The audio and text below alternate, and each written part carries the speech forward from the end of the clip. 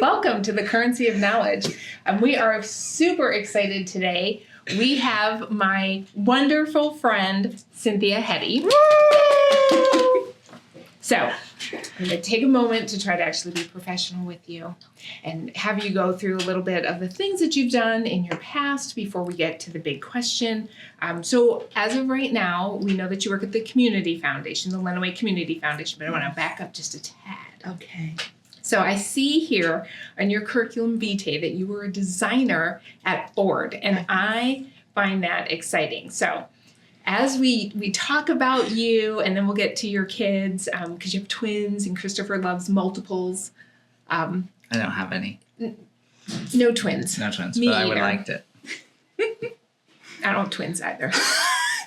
Or triplets. Anyway, moving on.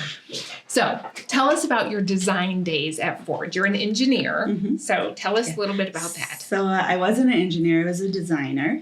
And so an engineer is someone who actually comes up with the ideas or, the design of it.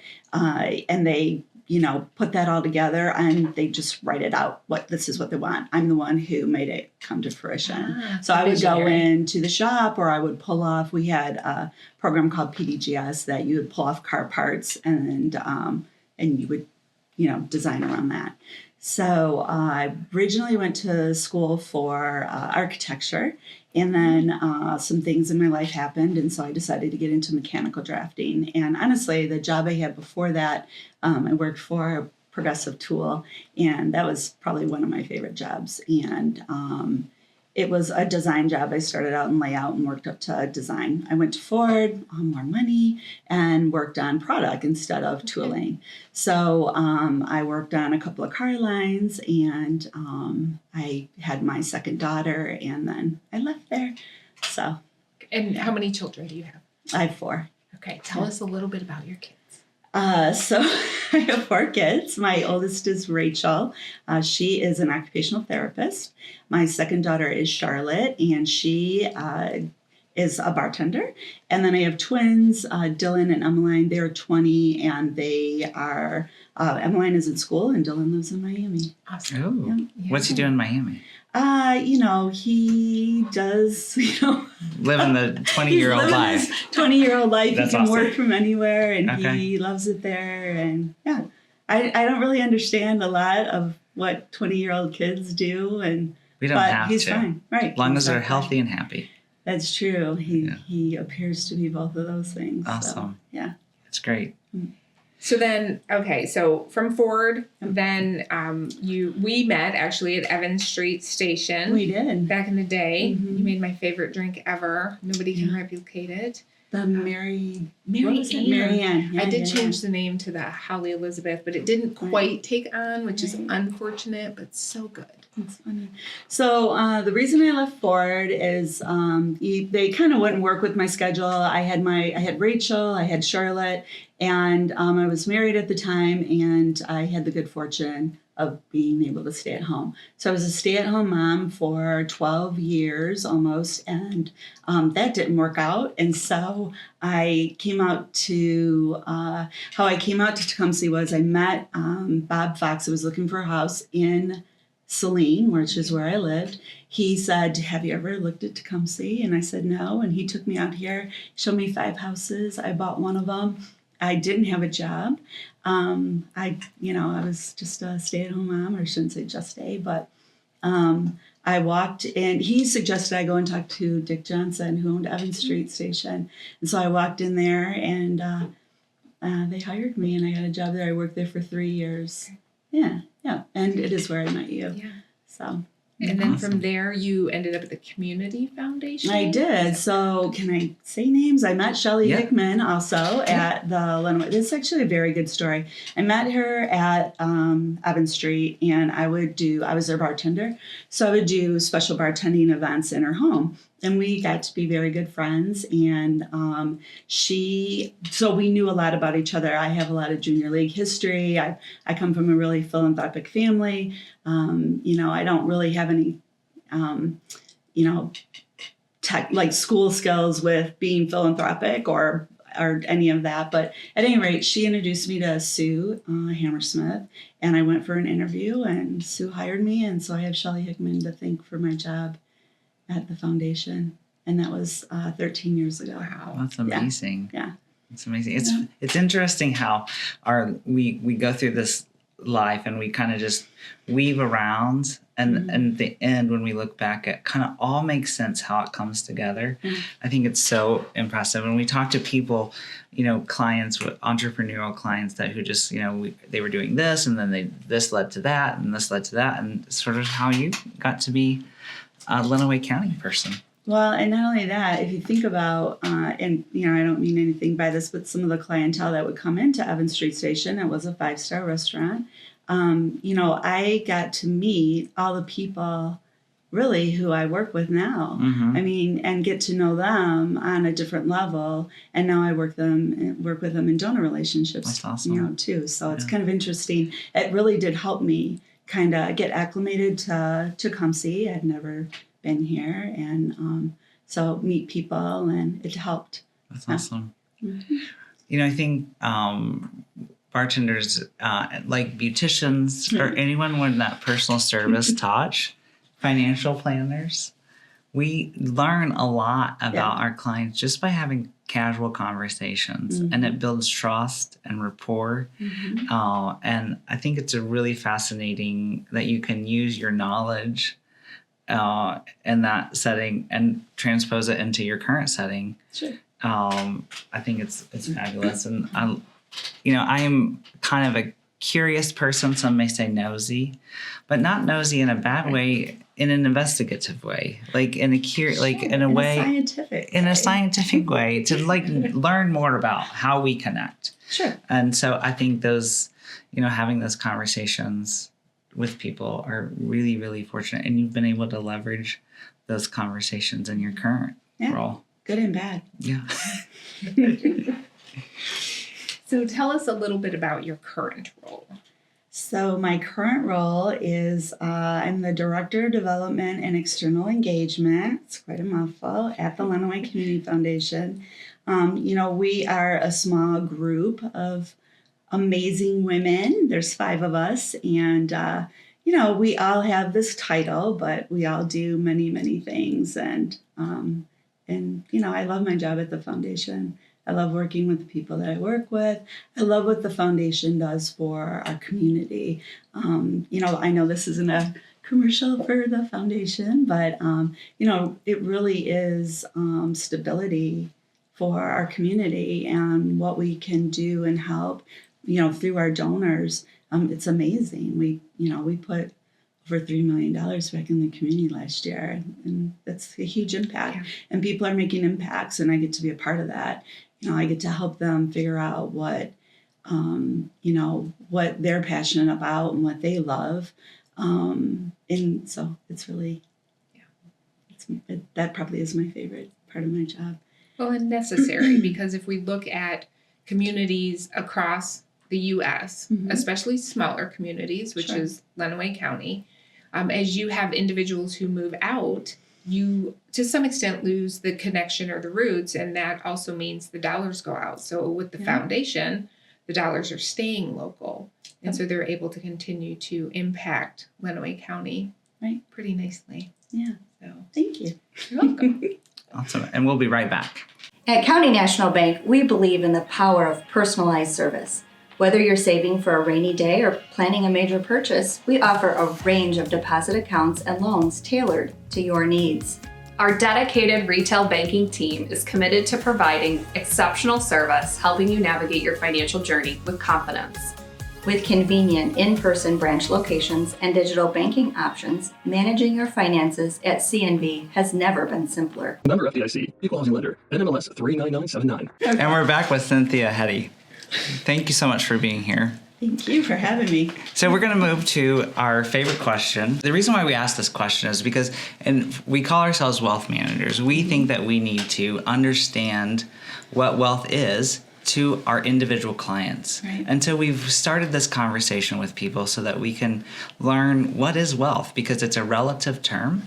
And so we're going to ask you, what is wealth? Okay. So It's really not that easy of a question. So Holly and I and our husbands went out to dinner at the beginning of the year, and we were sitting there, and Holly said, that you guys were doing this podcast, and that the question you were seeking what does wealth mean to you or to individuals. And so in my head, I don't believe I said this out loud, but in my head I was kind of thinking in my sarcastic way that, well, we're at a nice restaurant, dinner is good, I'm with people I love and like, we have fun, so and I didn't have to cook the meal. So in my head, I was just like, this is wealth. I answered this question, right? And so, a couple of weeks went by and Holly messaged me and said, I want you to be on my podcast. And I was like, no. And so... But anyway, here I am. And so I'm on the podcast, and in true Cynthia fashion, I got on my computer and I was like, hey, what does wealth mean to people, right? And so I'm looking at this because that's part of my job too. I do a lot of research. So I'm looking at this, and of course it's like, social status, freedom, health, time, money. And I just happened to be on vacation when she sent me the message. And so I thought it would be fun to ask the people that I was with. I was traveling with friends. And it was really interesting to me because we were at a lodge, a very nice lodge. We're sitting around the dining room table, and we're having this amazing meal. And it's, probably not a vacation that many people get to go on. And everyone around the table, most everyone around the table, there were probably about 12 people at the table. It was all health and friends, and I kind of got a chuckle out of it because I'm thinking, without money, none of you would be sitting around this table. So I kind of laughed about it. But it was actually John's mom. She was there, and she's 91, and she said time. And so that kind of got me thinking about what it really does mean and what the difference between, rich and wealth is. And I started thinking about myself, and one of the things that I thought about was, well, maybe wealth to me has been in stages. Like when I was younger, wealth was like, how many pairs of shoes I could get. And then when I had kids, wealth, and I really do mean this, wealth to me meant like, I didn't put them to bed hungry, and that I had a nice house. We had a nice house, and we had, it was safe here and whatever. And now I think wealth means to me like my health and their health and having family and friends. It's true. Time is probably something that I try to live in the moment. And anyway, there's one thing though that kind of occurred to me, and this happened just yesterday. When people ask me about how I grew up, we talked about that a little bit earlier. I grew up in a really philanthropic family. We didn't always have a lot of money to give, but we definitely gave our time. But I remember, and I've said this a million times, that I grew up in a very loving household, and we didn't always have what we wanted, but we had what we needed. Mm-hmm. And so I changed my answer to that. It's having what I need, but not necessarily everything I want, but everything I need. And that is, it's health, it's basic needs. It's, I don't need to be driving a fancy car, just a car that can get me somewhere. So that's my answer, honestly. I love all the research that you did around it and the conversation around it and the thought process that you gave to it. Thanks. Because I think we don't spend enough time, and I think it's very easy for us to think that, the very, first class accommodations and the fancy vacation is wealth. Don't get me wrong, I do not like walking to the back of the plane. Yeah, exactly. I mean, and there's nothing wrong with that. And the definition, if that's your goal, that's the goal. But there's so much more to it. Yeah. And really this question, I think, has a lot to do with sometimes our hopes, mm-hmm. but also our fears. Right. And so I love the different stages that you took us through and the whole conversation. Thank you so much. Yeah. I really want to do we've had Cynthia. I really want Dylan or Emily on the show. Yes. I do, because I want to at their age know what that's like, and Right. see if it almost follows the pattern. Because I do think we can all say at 20 we thought it was this, Oh, and at shoes. 30 it was this. Right. So, fun fact, since you brought up the vacation, Cynthia is a fisherwoman. Yeah. She fly fishes, like Oh. massive size Yeah. fish, and she hunts. I do. Yeah. Isn't that crazy? Yeah. So you can turn your hunting to also the community foundation. Do you hunt for deer? Well, here's the thing, and I know this sounds very spoiled. I just like to fancy hunt. Okay, got you. I don't Yeah. like to hunt around here. No, Gotcha. I'm not. So when we are hunting, it's warm. I'm not sitting in a tree. We're literally like Elmer Fudd stalking, which is Awesome. very cool. Yeah. But I don't really like to sit in a tree stand. It would probably make me crazy. But that now that you mentioned it, that is a great program, Hunters Helping Run It is. Away. It's Yeah, great. it is really good. Just And so- real quick, if I know we're taking a little time out of our time you're together, but can you tell us a little bit about Hunters?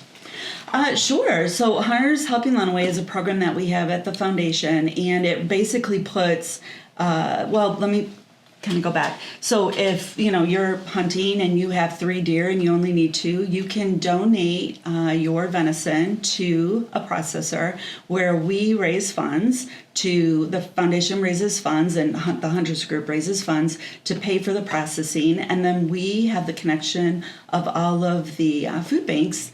And we put it back into the community. It's a lot of protein that we need in our community. Terrific. I want to say we were at over I don't know. I'll say 1,000 pounds That's last amazing. year, Wow. which is really good. Yeah. Paula will probably correct me on that, but That's fun. but it's okay. It's how we work. All right, we'll be right back.